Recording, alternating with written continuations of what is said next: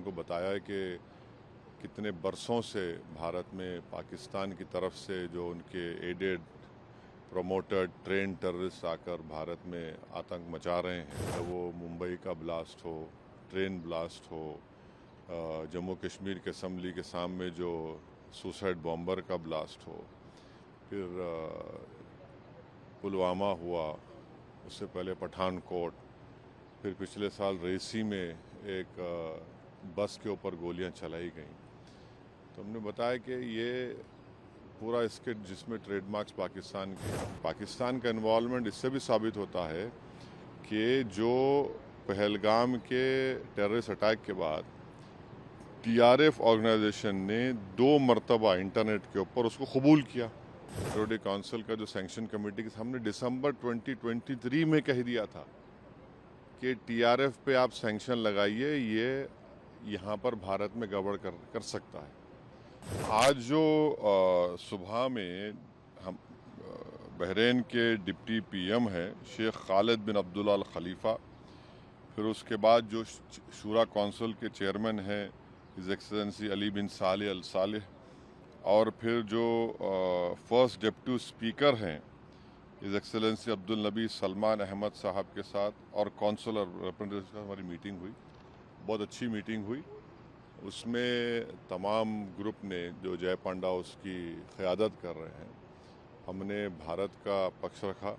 हमने उनको बताया कि कितने बरसों से भारत में पाकिस्तान की तरफ से जो उनके एडेड प्रमोटेड ट्रेन टेररिस्ट आकर भारत में आतंक मचा रहे हैं और कितने लोगों की जानें गई। हमने पूरे डेटा उनको दिया कि चाहे वो मुंबई का ब्लास्ट हो, ट्रेन ब्लास्ट हो, जम्मू कश्मीर के असम्बली के सामने जो सुसाइड बॉम्बर का ब्लास्ट हो, फिर पुलवामा हुआ, उससे पहले पठानकोट, फिर पिछले साल रेसी में एक बस के ऊपर गोलियां चलाई गईं।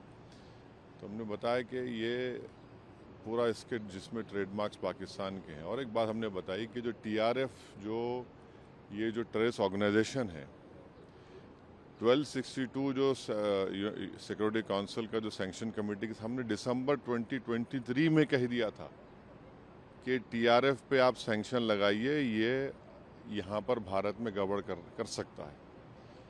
तो टीआरएफ के बारे में अभी से हमने बोले, दिसंबर 2023 से सरकार ने यूएन सिक्योरिटी काउंसिल को 1262 को सैंक्शन को बता दिया।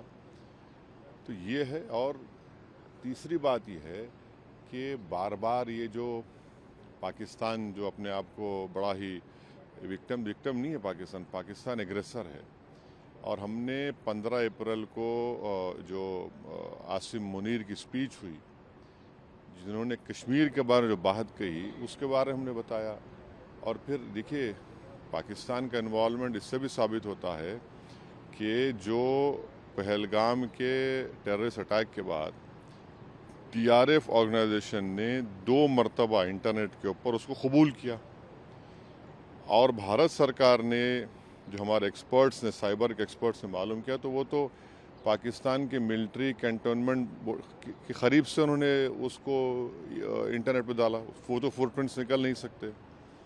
और तीसरे, हमारी देश की जो प्रीमियर इन्वेस्टिगेटिंग एजेंसी एनआईए ने केस रजिस्टर किया है, तो इसमें पूरा इसका इन्वॉल्वमेंट है। और फिर भारत तरफ से जो एक्शन लिया गया, तो पहले उन 9 मुकामात को हमने निशाना बनाया जो यूनाइटेड नेशन के डेजिग्नेटेड टेररिस्ट ऑर्गेनाइजेशंस का ऑफिस है, और पाकिस्तान ने बेहूदगी की।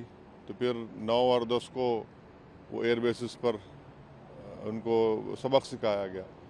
तो ऑल इन ऑल हम बता रहे हैं कि भारत तो चाहता ही नहीं है, मगर कंटिन्यूसली एक पड़ोसी मुल्क भारत में इंस्टेबिलिटी पैदा करना चाह रहा है, भारत में हिंदू मुस्लिम नफ़रतों को बढ़ाना चाह रहा है, और उन्हीं के पास से ये टेररिस्ट आते हैं, ये सब तमाशे करते हैं।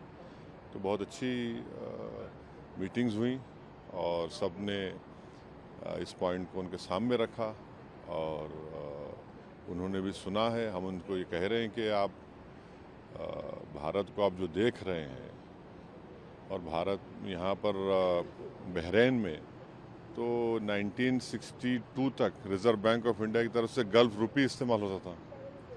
और भारत पहला देश है जो एंटी कॉलोनियल स्टैंस लिया था यूनाइटेड नेशन में, और उसकी वजह से बहरीन को यहाँ पर अंग्रेज़ों को छोड़ के जाना पड़ा। और हमने उनको बहरीन की हुकूमत को याद भी दिलाया कि 2018 और 22 में आप ही के एक बहरीनी डिप्लोमेट की वजह से पाकिस्तान को FATF ग्रे लिस्ट में डाला गया, और एक आतंकवादी जो यहाँ पर छुपा हुआ था उसको 2015-16 में उन्होंने भारत सरकार के हवाले भी किया। तो हम उनसे कह रहे हैं कि मिडिल ईस्ट में FATF के मेंबर हैं और वो पाकिस्तान को दोबारा ग्रे लिस्ट में लेकर आए, क्योंकि जो फंड्स आ रहे हैं उसके ऊपर कोई रोक टोक नहीं है। और 2026-27 में बहरीन सिक्योरिटी काउंसिल का मेंबर भी होने जा रहा है, तो इस एतबार से भी ये बहुत अच्छा रहा। जिस तरह से टॉप लीडर से मुलाकात हुई, 2 दिन की बहरीन की विजिट ख़त्म होने वाली है, गवर्नमेंट की तरफ से, बहरीन गवर्नमेंट की तरफ से किस तरह का आश्वासन मिला? देखिए, हमने जो बातचीत की उन्होंने बड़ा अच्छा सुना, उन्होंने अपनी बातें भी रखी जो उनकी सरकार का ज़ाहिर अपना पक्ष रखे, हम अपनी सरकार की बात रखे। उनको बताए कि देखिए इंस्टेबल करने की जो कोशिशें की जा रही हैं भारत को, ठीक नहीं है, और ना साउथ एशिया के लिए ठीक है, ना रीजन के लिए ठीक है, ना किसी के लिए भी ठीक है। तो उन्होंने भी कहा कि हम तो यहाँ पर करीब 7 लाख से करीब ज़्यादा नॉन बहरीन रहते हैं, उससे बड़ा हिस्सा हमारे करीब 2 लाख मलयाली इंडियंस रहते हैं, फिर कर्नाटका के हैं, तेलंगाना आंध्रा के हैं, और मुख्तलिफ भारत के लोग यहाँ पर रहते हैं। तो सब उन्होंने उस बात को माना कि भाई यहाँ पर आप भारत के लोगों का बहुत बड़ा कंट्रीब्यूशन है बहरीन के लिए। हमने भी अपनी बात रखी।